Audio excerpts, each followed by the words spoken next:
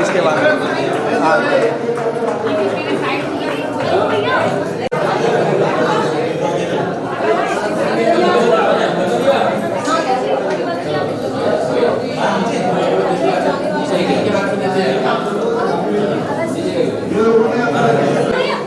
चलो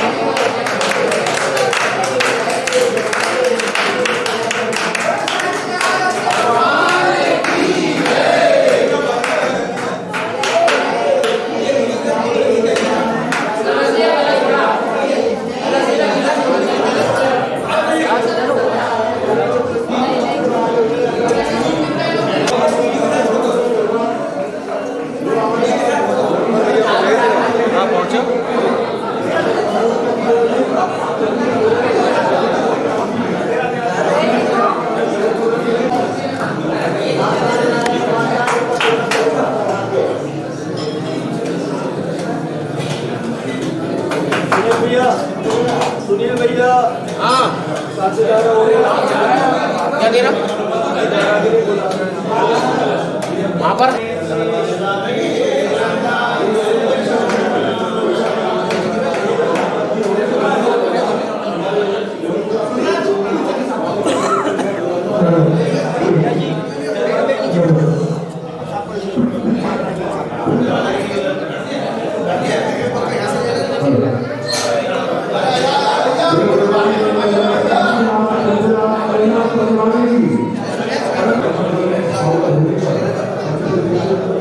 जो कि वास्तव में बहुत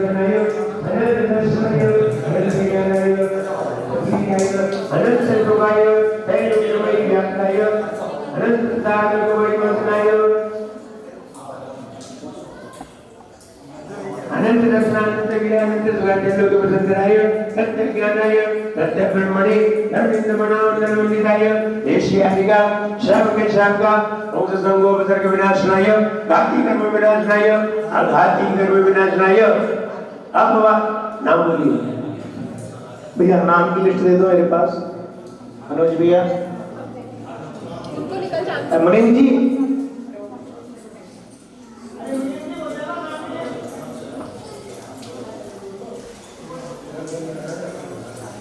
सुनील कुमार गजोड़ी वाले, और बोलिए भिंड वाले कौन? अनिल कुमार भिंड वाले, सुशील कुमार भिंड वाले, बसंत बोरा सपरिवार सोजय पांड्या सपरिवारस्य शांतिधारा करतारा परिवार समस्त इंद्र इंद्राणी परिवार समस्त दिगंबर जैन समाज मुनि आरिका श्रावक सारिक चतुर्थ संघस्य परम पूज्य आचार्य भगवान विनम सारिक संघस्य अभवागम मत्मगम छिन छिन विनम छिन छिन हरि रामम छिन छिन हरि रामम छिन छिन रोजम छिन छिन सर्व विदर्गम छिन छिन सर्वलीनम छिन छिन सर्वयम छिन छिन सर्वराजमयम छिन छिन सर्वमयम छिन छिन सर्वविष्णुमयम छिन छिन सर्वमयम छिन छिन सर्वमात्मजग्रमयम छिन छिन सर्वमित्रम छिन छिन सर्वशुद्धरोगम छिन छिन सर्वशैरोगम छिन छिन सर्वदोषरोगम छिन छिन सर्वदोषरोगम छिन छिन सर्वधर्माणि छिन छिन सर्वधर्माणि छिन छिन सर्वधर्माणि छिन छिन सर्वधर्माणि छिन छिन सर्वधर्माणि छिन छिन सर्वधर्माणि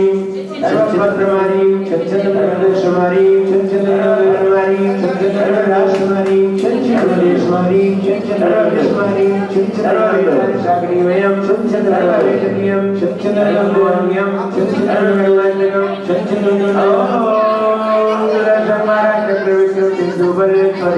शांति सर्वजनानंदनं कुरु सर्वव्यान कुरु सर्वगोकुलानंदनं कुरु सर्वग्राम नगर के कर्मण्डलं कुरु सर्वानंदनं कुरु लोकानंदनं सर्वपुरुषानंदनं कुरु विद्यमानानंदनं कुरु सर्वदुःखं मन्नहाय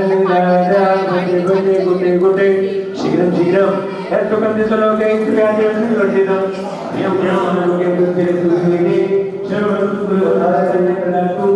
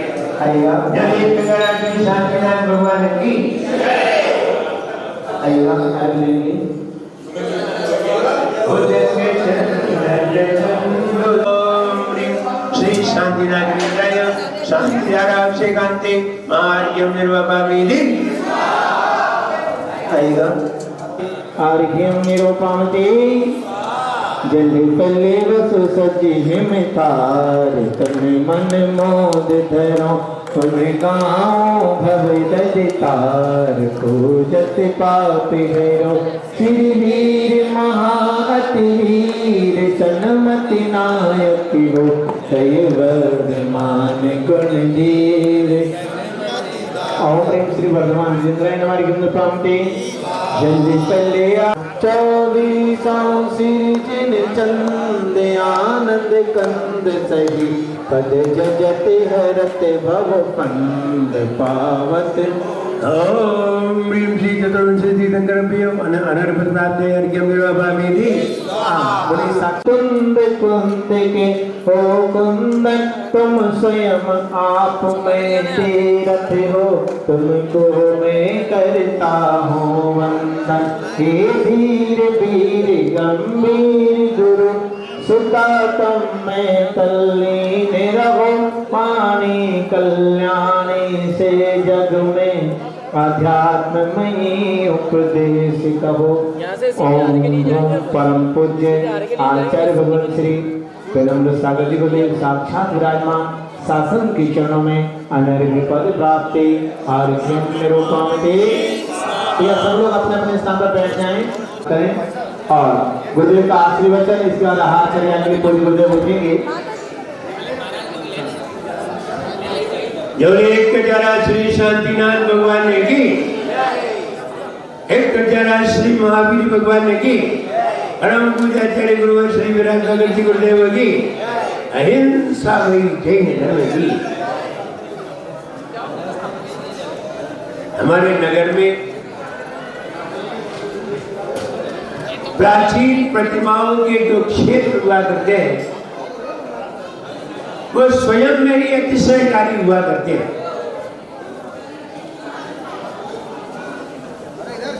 प्राचीन प्रतिमाएं एक अलग आकृति की हुआ करती हैं। आज ऐसी प्रतिमाएं देखने को नहीं मिलती। आज दूसरी तरह की प्रतिमाएं देखने को मिलती है। एक युग रहा करता है, प्रतिमा की आकृति को देख करके ये अनुमान लगा लिया जाता है ये प्रतिमा कौन से संवत में, कौन से सन में निर्मित हुई होगी। प्रतिमा को देख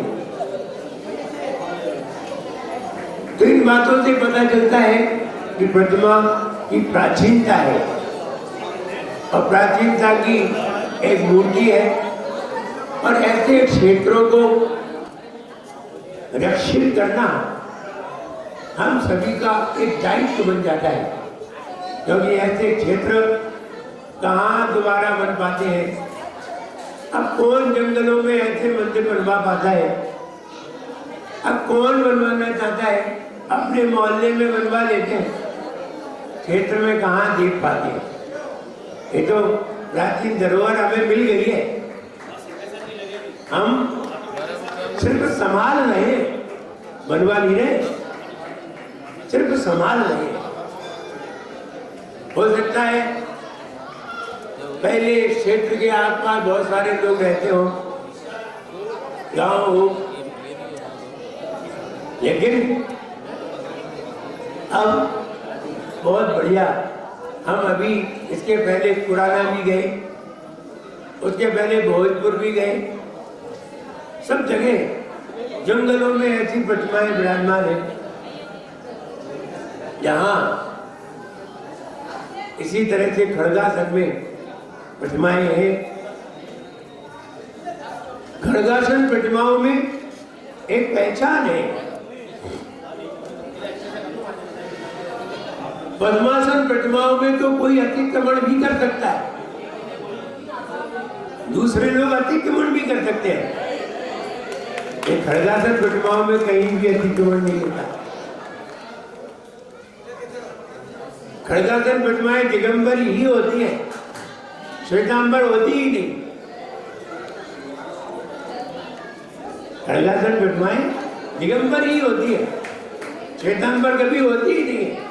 पद्मासन में ऑप्शन भी है, लोग कब्जे भी कर लेते, कहते हैं मेरी प्रतिमा है। ये मुझे लगता है पूर्व में बहुत समझदार लोग रहे हैं, जिनको ये लगा कि इन मंदिरों पर कहीं अन्य कोई अतिक्रमण न करे, इसलिए खड़गासन में प्रतिमाएं बनवाई। कभी कभी देखिए पद्मासन में भी कोई प्रतिमा अगर बैठी मिलेगी कोई क्षेत्र पर, तो बाजू में खड़गासन की भी होगी। आप कुंडलपुर जाकर के देख लें, कुंडलपुर में अगर पद्मासन की प्रतिमा है तो बाजू में दो खड़गासन भी रख दी। इतने ये नियत रहे, ये दिगंबर क्षेत्र है और किसी का क्षेत्र नहीं है, इसलिए और खड़गासन की प्रतिमाओं में तो रहता ही है। हमारे आचार्य श्री जब पथरिया में पंच कल्याणक हो रहा था 2023 में फरवरी में, तब आचार्य श्री ने एक विचार किया और उन्होंने विचार किया,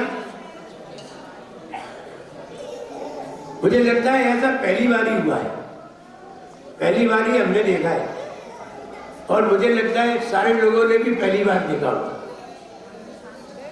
जब भगवान का हार हुआ